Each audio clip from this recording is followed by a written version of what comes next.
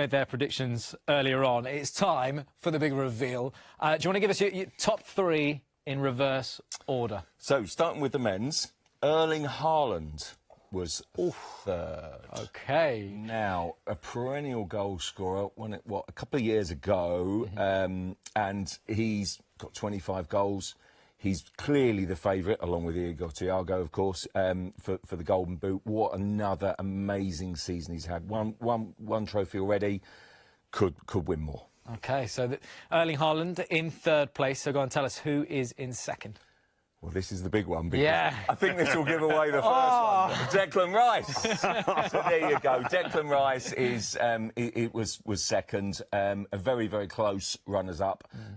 He's had an outstanding season, guys, hasn't he? He's been absolutely amazing, and he's been the driving force behind Arsenal and their incredible season, their incredible push for potentially 2 trophies. So, yeah, he was a standout choice. There was a few in the Arsenal field, but Declan Rice, I thought, was brilliant. Well, David Seaman's hoping the next one is David Raya, but I think it might be a little bit different. Go on, reveal who is I don't think there's many ex-goalers in that press box.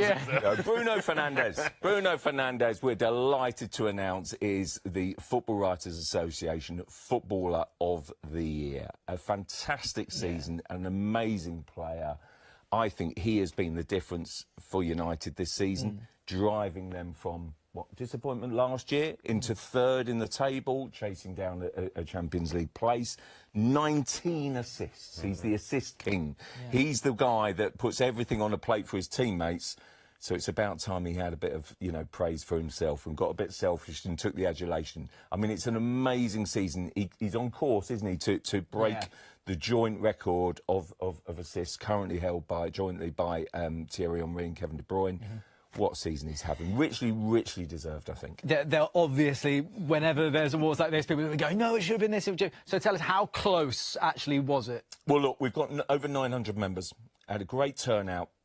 It was dominated, the voting, by Bruno and Declan Rice. Bruno Fernandes polled about 45% of the vote, which is fantastic turnout, and was 28 votes ahead of Declan Rice. So it is relatively close. That's close, yeah. And one other thing to kind of mention at this stage, Bruno Fernandes was the only Manchester United player to get a vote. Oh, wow. No other United players polled a vote in the thing. And look, there were other Arsenal contenders. So, David Raya. You'll be pleased, David. Absolutely. Gabriel, who I thought was also absolutely outstanding, and even Bukayo Saka. So, there's been a real round of Arsenal players. But I do think that Bruno Fernandes, as a standout individual, as a standout player, as an entertainer, and what he's brought to the league has been absolutely exceptional. Very good. Well, congratulations, Bruno Fernandes, footballer of that you said, should be the worthy winner. Having seen that as well and what it means to his teammates expecting of him, do you agree? Yeah, absolutely. I put my argument forward earlier, but I just think when you watch that, you listen to his manager and Amad Diallo speak there, you see what he... That was what I was trying to get across. Obviously, I'm not inside the dressing room, but you can see how much he means to that football club, to that dressing room, to going through all the tough times, still staying strong through it, now pushing them. And like I said, the assists, I mean, you have to have willing runners ahead of you, but some of the assists that we're seeing, the weight of pass and the skill involved in it, there's not many players that can do that and do it as many times as he does consistently. I just think he's an excellent football player. And that's without the bits where he's driving his team forward. And as I said, sometimes he might come across the wrong way and look like he's moaning a little bit. But that's his style. That's how he leads his team. And he's done an excellent job this season to get that football club back to somewhere near where they should be.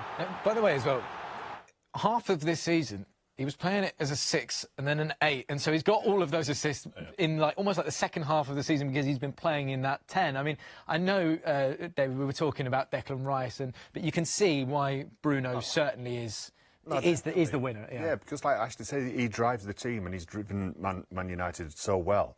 But he's got goals, he's got all the assists, and sometimes he even takes the corners, and that in our day obviously counts as an assist. But no, a fantastic player. For sure. Worthy winner. Absolutely, absolutely. John, were there any interesting watch sat next to both of you?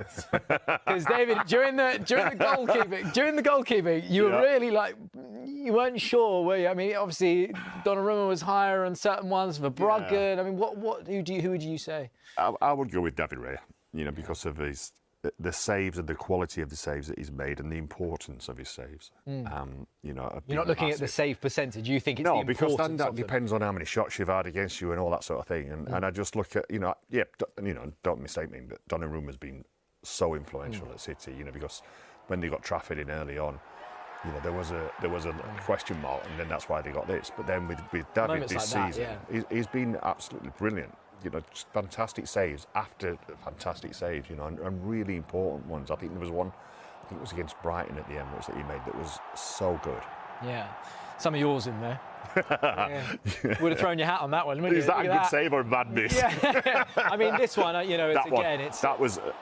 it was such an important stage of the game as well. Yeah. And he's been doing that all season. And the best thing about all of it is that he's not busy all the time. Yeah. So then all of a sudden he's got to produce when it really matters, and he's brilliant at it now. I know some professionals, I've certainly noticed just from this season doing this show, some professionals hate data.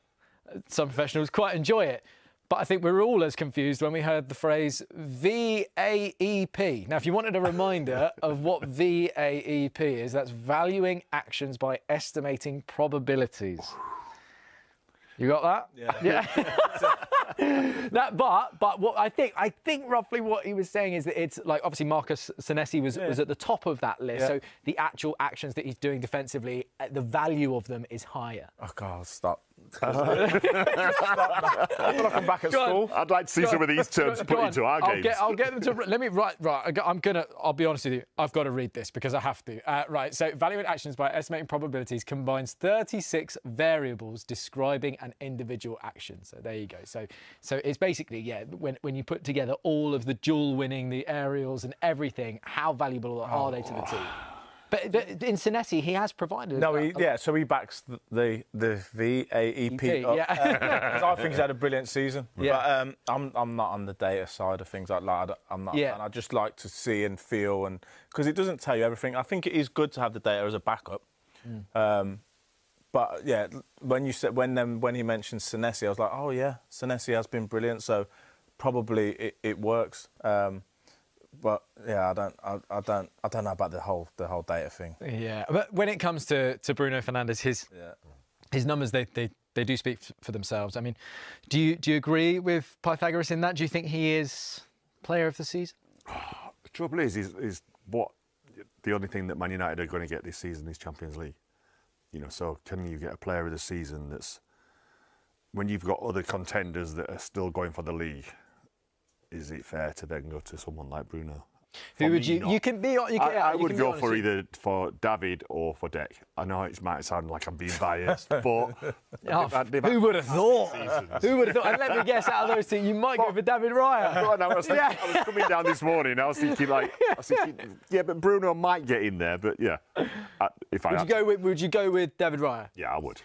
Look, honestly, he's been unbelievable this season. Well, not just this season, the last 2 or 3 seasons as well. Yeah, and he's getting better and better. I do think it has gone under the radar, the importance of the saves that he has made. I think they've won Arsenal games. I mean, Ash, for you, who's been your player that you've been? That's it. I'll go against what you're saying a little bit. I'll pick Bruno Fernandes. Yeah. And you're not in the union. Yeah, but for the fact that even under Ruben Amorim, when the team weren't very good to watch and they weren't cohesive, he kind of held it together. He had a chance to leave. He stuck at it. At times he seems frustrating. He looks a little bit petulant. I think he annoys everyone that's watching him at times. But that's the way he leads the team. And he has led this team. And then they put some pieces in front of him, change of manager. And I think he's been brilliant. And as soon as you've got a player, when you've got a player like him and you get forward runs, he's going to find them. And I think I get your point about not challenging for silverware, but maybe arguably what Carrick has done with that Manchester United team is as good to get them back into the Champions League. So, and he's been at the heart of all that, so he'd be my pick. Does games played make a difference? Because Man United, obviously, they're only really playing Premier League football. They got knocked out the first round of each competition. Yeah, and I mean, that would, like, we're not seeing him do it in the Champions League now in these latter stages.